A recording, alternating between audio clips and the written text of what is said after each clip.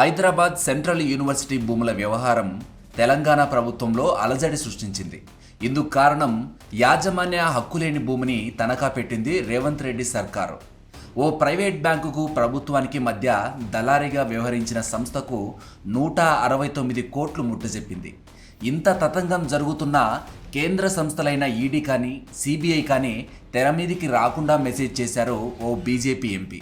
Revanth Reddy BJP కలిసి HCU భూముల అమ్మకం తనఖా ద్వారా పెద్ద ఎత్తున వెనకేసుకోవాలని ప్లాన్ వేశారు. కానీ ప్రతిపక్షం బీఆర్ఎస్ రంగంలోకి దిగేసరికి ప్రభుత్వానికి ముచ్చెమటలు పడుతున్నాయి. ఇప్పుడు ఈ ఆరోపణలు రాజకీయ వర్గాల్లో చర్చనీయాంశమయ్యాయి. ఆ కథేంటో ఇప్పుడు చూద్దాం.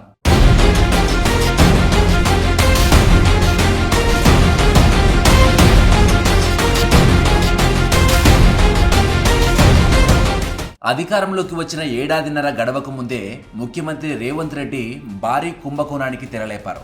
గతంలో ఆయన గురువు చంద్రబాబు హెచ్సియుకి చెందిన 400 ఎకరాల్ని ప్రైవేట్ సంస్థ ఎంజీ భారత్కు కేటాయిస్తే రేవంత్ రెడ్డి గురువుకు మించిన శిష్యుడని నిరూపించుకున్నారు. ప్రభుత్వానికి ఎలాంటి యాజమాన్య హక్కులు రాకమునుపే వాటిని తాకట్టు పెట్టి రుణం పొందారు. ఇదే అంశంపై బీఆర్ఎస్ పక్కా ఆధారాలతో ప్రజల ముందుకు వచ్చింది. ఈ మొత్తం కుంభకోణంలో ఓ బీజేపీ ఎంపీ సైతం ఇన్వాల్వ్ అవ్వటం తెలంగాణలో కాంగ్రెస్ బీజేపీ ఒక్కటై పనిచేస్తున్నాయనడానికి నిదర్శనం. ఆర్బీఐ నిబంధనల్ని సైతం పక్కన పెట్టి ఓ ప్రైవేట్ బ్యాంకు 10,000 కోట్ల రుణం ముసుగులో రేవంత్ రెడ్డి పెద్ద ఎత్తున స్కామ్ చేయడానికి ప్రయత్నించారని బీఆర్ఎస్ వర్కింగ్ ప్రెసిడెంట్ కేటీఆర్ ఆరోపించారు. హెచ్సియు భూముల యాజమాన్య హక్కులపై గత ఏడాది మార్చి 24న సుప్రీంకోర్టు ప్రభుత్వానికి అనుకూలంగా తీర్పునిచ్చింది. అప్పటి నుంచి ఆ భూములపై కన్నేసిన రేవంత్ రెడ్డి ఎలాగైనా ఆ భూముల్ని అమ్మాలని పథకం రచించారు. అదే ఏడాది జూన్లో భూముల విలువలను నిర్ణయించిన ప్రభుత్వం ఒక్కో ఎకరానికి 75 కోట్ల రూపాయల విలువను కట్టింది. ఆ తర్వాత భూముల్ని తెలంగాణ ఇండస్ట్రియల్ ఇన్ఫ్రాస్ట్రక్చర్ కార్పొరేషన్కు బదిలీ చేసింది. అందుకోసం జీవో 54ను ఆగమేఘాల మీద జారీ చేసింది. కేవలం జీవో జారీ చేసిన ప్రభుత్వం మిగతా ఫార్మాలిటీస్ను పట్టించుకోలేదు. 400 ఎకరాల్ని 2004లోనే నిషేధిత భూముల జాబితాలో చేర్చగా జనవరి 2025లో మాత్రమే ఆ జాబితా నుంచి తొలగించారు. మరి అంతకుముందే తనఖా ఎలా పెట్టారో ఎందుకు పెట్టారో ఎవరైనా అర్థం చేసుకోవచ్చు.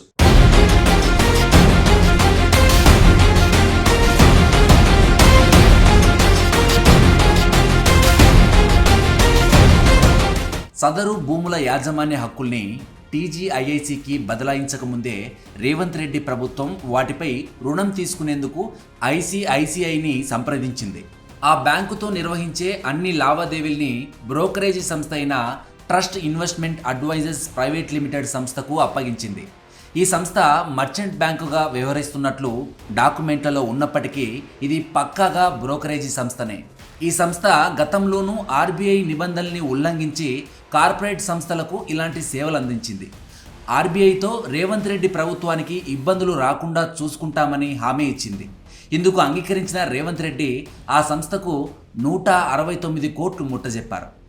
దీన్ని ఫీజుగా ఇచ్చామని ప్రభుత్వం కట్టుకథలు చెబుతున్నప్పటికీ అసలు ఒక ప్రభుత్వానికి రుణం ఇప్పించేందుకు దళారులు ఎందుకు అవసరమయ్యారన్నదే ఇక్కడ అతిపెద్ద ప్రశ్న. ఇక ఎలాంటి యాజమాన్య హక్కులు లేని టీజీఐఐసి ఈ భూముల్ని ఎలా తాకట్టు పెట్టగలిగింది? ఈ భూముల్ని గత నెల 24న రిజిస్ట్రేషన్ చేశారు. కానీ అంతకు ముందే తనఖా మాత్రం పెట్టగలిగారు.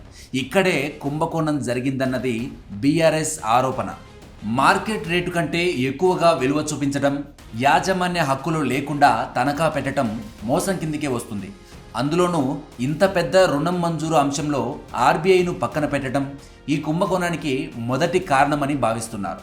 ఈ భూముల వాల్యుయేషన్ను ఎకరాకు 75 కోట్ల రూపాయల నుంచి 52 కోట్ల రూపాయలకు తగ్గించేలా రిపోర్ట్ సిద్ధం చేసిన రేవంత్ రెడ్డి ప్రభుత్వం ఆ తర్వాత ఆ భూముల్ని కారు చౌకగా అనుకూల వ్యక్తులకు అమ్మేలా ప్లాన్ చేసినట్లు సమాచారం.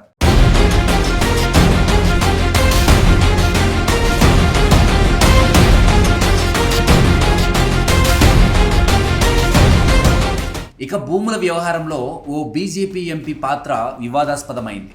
కేంద్రంతో ఉన్న సత్సంబాల్ని ఉపయోగించుకొని ఆర్బీఐని ప్రైవేట్ బ్యాంకును మోసం చేసేలా ఎత్తులు వేశారు సదరు ఎంపీ.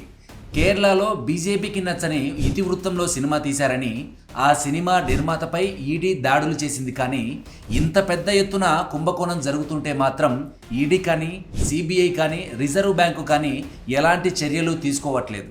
ఈ సర్దుబాటు కోసమే బీజేపీ ఎంపీ మధ్యవర్తిగా వ్యవహరించారని, బ్రోకర్ కంపెనీని సైతం బీజేపీ ఎంపీనే ఎంపిక చేశారన్న ఆరోపణలు ఉన్నాయి. అసలు యాజమాన్య హక్కు లేని భూములకు రుణం ఇప్పించడం వెనుక కేంద్రంలోని బీజేపీ పెద్దల పాత్ర ఉందని భావిస్తున్నారు. ఏమో చూడాలి, ఈ కుంభకోణం ఇంకెన్ని మలుపులు తిరుగుతుందో.